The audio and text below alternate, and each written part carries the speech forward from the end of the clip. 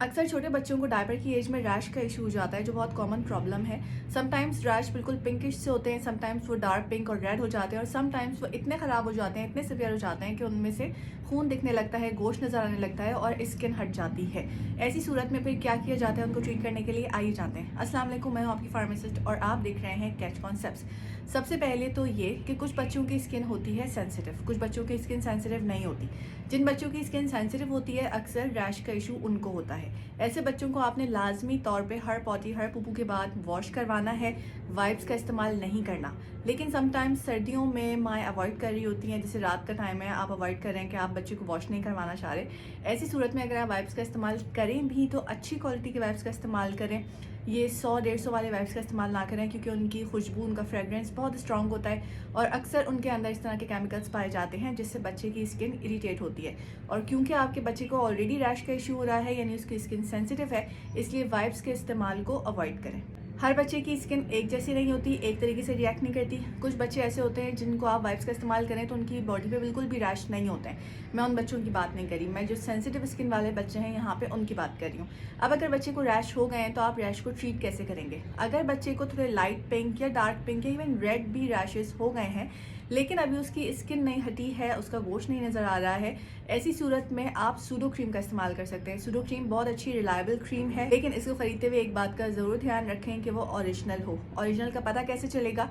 Pseudo cream जब आप ख़रीदते हैं, जब आप उसको टच करें तो उसकी बिल्कुल क्रीमी कंसिस्टेंसी होनी चाहिए, यानी बिल्कुल स्मूथ।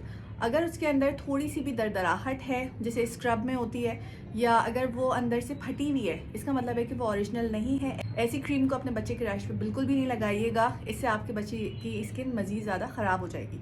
इसके अलावा आप रैशनल क्रीम का भी इस्तेमाल कर सकते हैं। ऐसे रैशेस में दोनों सूडो क्रीम, रैशनल क्रीम तकरीबन सेम है, थोड़ा बहुत इनके फॉर्मूले के अंदर चेंज है। इसको लगाने के तरीके पे आ जाएं तो जैसे मैंने आपको बताया कि बच्चे को हमेशा पॉटी पुपू के बाद आपने वॉश करना है। वॉश करने के बाद उसे ड्राई करें।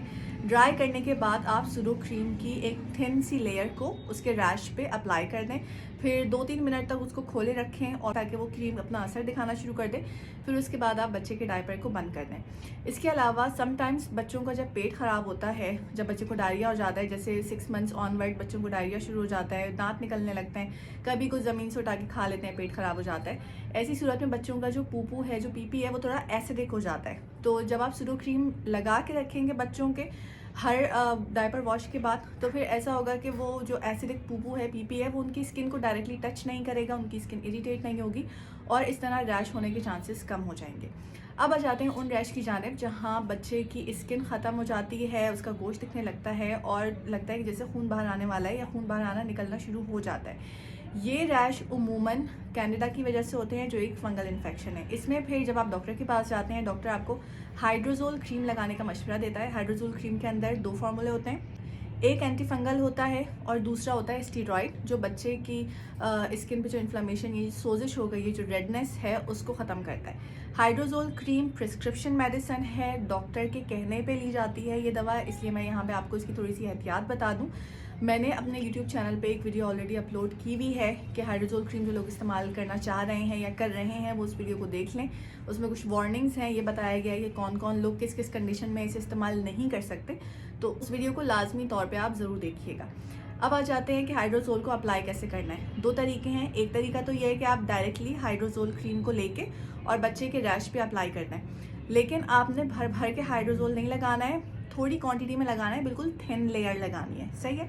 दूसरी चीज़ ये है कि एक तरीका डॉक्टर ने मुझे खुद बताया था कि जैसे हमारे यहाँ पेट्रोलियम जेली होती है, जो वैसलीन की आती है या और भी किसी ब्रांड की आप ले लें, पेट्रोलियम जेली को लेना है थोड़ा, और उसी बिल्कुल मिकदार में आपने हाइड्रोजोल क्रीम को लेना है। दोनों को आपस में मिक्स करके और फिर बच्चे के रैश पे लगाएं। अगेन यहाँ पे भी बता रही हूँ, बच्चे को वॉश किया हुआ हो, वो ड्राई हुआ हुआ हो, वाइप्स नहीं हुए हुए हो, ड्राई हुआ हुआ हो, वॉश हुआ हुआ हो, उसके बाद आपने बच्चों को वो मिक्सचर लगाना है इन दोनों चीज़ों का, और फिर उसके बाद आपने बच्चे को 5 से 10 मिनट खोल के रखना है। अगेन डायपर उसके नीचे रख दें ताकि जो भी हो, पीपी हो, पुपू हो, वो उस डायपर के ऊपर आए या रैक्सीन के ऊपर आए। और उस दौरान आप बच्चे से कुछ खेलें, उसका पर्सनल टॉय जो उसको फेवरेट हो वो दे दें आप, या वैसे बच्चे से बातें करें उसकी टांगों को पकड़ के, ताकि वो क्रीम अपना असर दिखाना शुरू कर दे। उसके बाद आप बच्चे का डायपर बंद कर दें। इसके अलावा अगर आप जानना चाहते हैं कि बार बार नैपी रैश से आप बच्चों को कैसे बचा सकते हैं, तो इंस्टाग्राम पे मैंने अपनी वीडियो अपलोड की हुई है, उसका लिंक मैं नीचे कमेंट्स में शेयर कर देती हूँ। उसका डिस्क्रिप्शन में भी लिंक शेयर कर दूँगी। और ख़ासतौर पर जो हाइड्रोजोल वाली वीडियो है यूट्यूब पे, उसको लाजमी तौर पर हाइड्रोजोल के इस्तेमाल से पहले ज़रूर देखिए। Take care, thank you so much for watching and अल्लाह हाफ़िज़।